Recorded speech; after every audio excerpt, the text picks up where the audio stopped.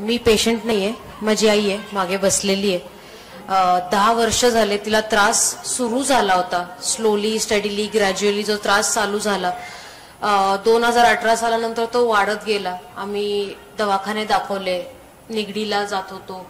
4 वेळा स्पाईन मध्ये इंजेक्शन घेतलेले, 40-45 हजार, जवळपास 1.5-2 लाख रुपये नुसतं इंजेक्शन्सला गेले होते. कॅल्शियम नव्हता तिच्या बॉडीमध्ये. परत आम्ही एक सेकंड ओपिनियन म्हणून एका फेमस स्पाइन सर्जनला पुण्यात व्हिजिट केलं. त्यांचा ओपिनियन अतिशय अनयुज्युअल होता की तो तुमचा मनचा आजार आहे असं त्यांनी सांगितलं मला. तुम्हाला काही झालेलं नाहीये, तुमचा तो मनचा आजार आहे, तर तुम्ही रिकव्हर करा. मग असं वाटलं की ठीक आहे, असेल एखाद्या वेळी. ट्राय केलं, तिला जितकं कन्व्हिन्स करता येईल असं करून आम्ही ट्राय केलं, पण तो त्रास वाढत गेला. माझी बहीण डॉक्टर आहे, ती आता बॉस्टनला असते.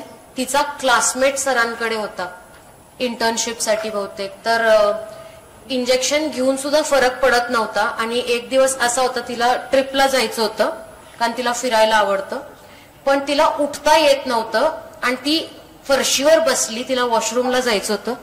अक्षरशः जेवायला बसायच्या होती, फरफटत गेली वॉशरूमला. तिला उचलता येईना, हाताला धरता येईना, ती फरफटत गेली. मग मी माझ्या बहिणीला फोन लावला की हे अवघड होत चाललंय, बघवत नाही, कारण हे सिच्युएशन बेकार आहे. आपण जी व्यक्ती, she is the most active member in the family. जितके आम्ही नाही आहे ना घरात, तितकी ती ऍक्टिव्ह असते.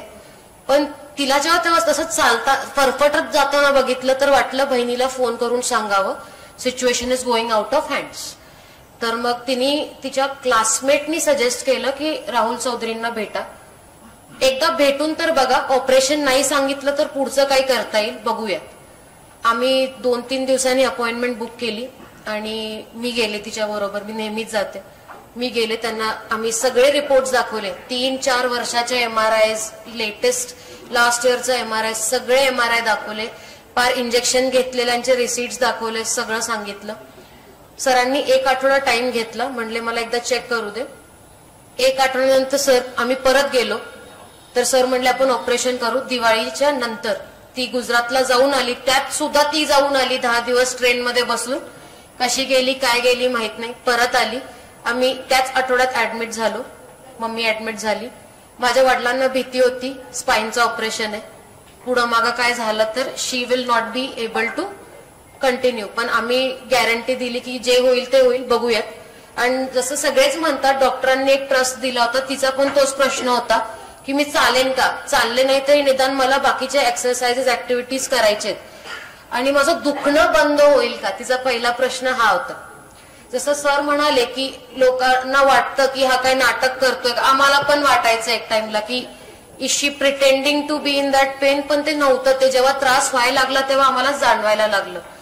तर मम्मीला त्यांनी एकच सांगितलं होतं, दुखणं 100% कधीच कमी होणार नाही, थोडंफार असणार, पण तुम्हाला ते मेंटल स्ट्रेंथ स्ट्रॉंग ठेवावे लागेल. शी वॉज व्हेरी ऍक्टिव्ह, एनर्जेटिक होती. ती स्वतःच गेली दवाखान्यात, आम्ही होतो. डिस्चार्ज होताना माझ्याकडे MG हेक्टर SUV, ती थोडी हाईटला मोठी आहे. आम्हाला भीती वाटत होती ती चढेल की नाही, पण ती स्वतःच गाडीत बसली. म्हणजे तिथंच माझं टेन्शन कमी झालं की डिपेंडन्सी कमी होईल. आणि जवळपास 1 महिन्यात ती हळूहळू वाकायला लागली.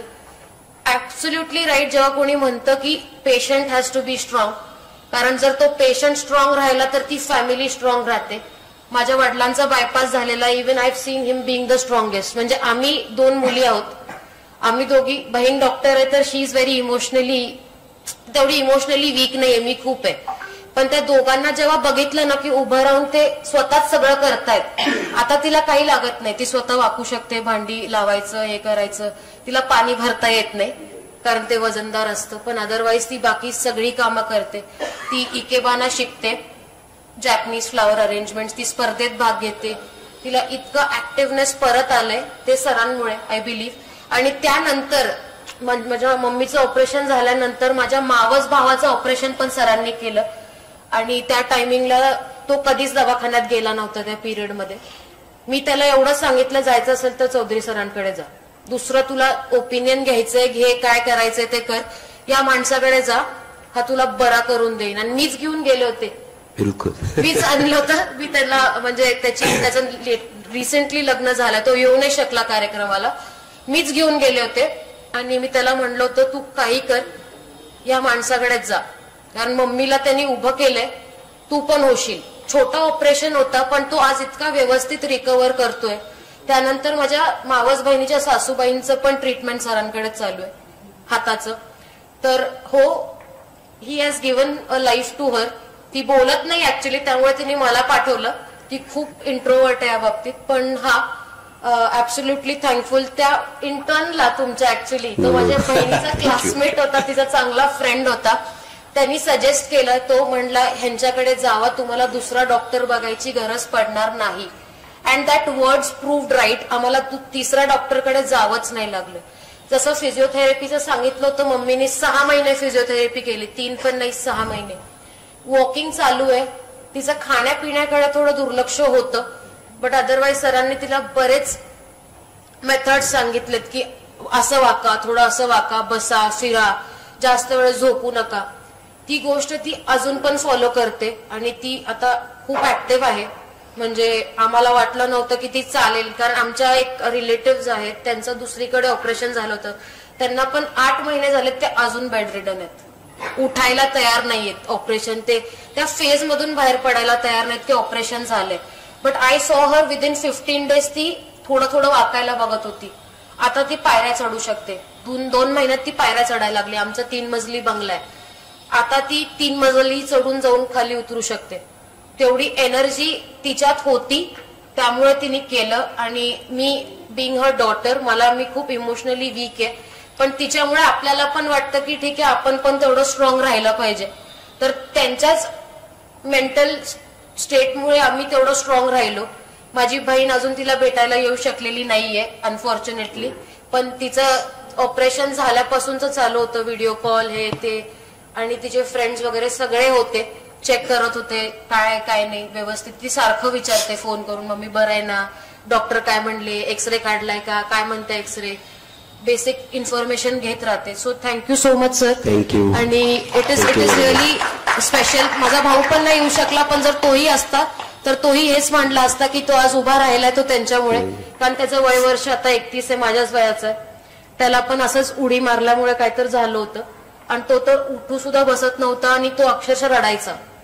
तर मी त्याला एवढं सांगितलं होतं आणि मीच घेऊन गेले होते त्याला. मी म्हणलं होतं तू माझ्या बरोबर चल, तुला भीती वाटते ना, मी बोलते सरांशी जे असेल ते, ऑपरेशन आपण करू. त्या पिरियडमध्ये पण एका आठवड्यात त्याला मी ऍडमिट करायला लावलं. 4 दिवस रोज सर भेटायला आले, मम्मीला सुद्धा त्याला सुद्धा रोज भेटायला यायचे, रोज चेक करायचे की सगळं व्यवस्थित आहे ना, सगळं ऑल ओके, काय प्रॉब्लेम आहे का, कसं आहे काय, सगळं चेक केलेलं. मी 4 दिवस दवाखान्यात गेले होते. असं कधीच वाटलं नाही की डॉक्टर येत नाहीत, कारण ज्या एक्सपिरियन्स बद्दल मी सांगितलं होतं, जो सर्जन म्हणून गेला तो मनचा आजार आहे. आज मला त्या डॉक्टरला, मी कधी गेलेच नाही, मला नंतर फीडबॅक आला की तो that person is very arrogant और व्हेरी रूड. जेव्हा सगळे म्हणतात की मोठे सर्जन्स असतात, वी हॅव एक्सपिरियन्स दॅट, एक एवढा मोठा सर्जन जर असं म्हणू शकतो, तर सरांनी खूप व्यवस्थित, अगदी एखादा व्यक्ती कसं व्यवस्थित आपल्या माणसाला बोलतो की तुम्हाला हे करावं लागेल, असं असं आहे, मी तुम्हाला एवढं सांगतो, दुखणार तुम्हाला, पण तुम्ही रिकव्हर व्हाल. मी मम्मीला एवढंच म्हणलं होतं की मम्मी दुखल, पण तू बरी होशील ह्याचा विचार कर.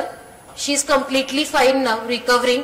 आता ती पट्टा घालत नाही, काय घालत नाही, पण चालते, चालत राहते, सरांचं दिलेला प्रत्येक ऍडवाइस ऐकते. That is why she is there, I believe. And again thank you so much. Thank you.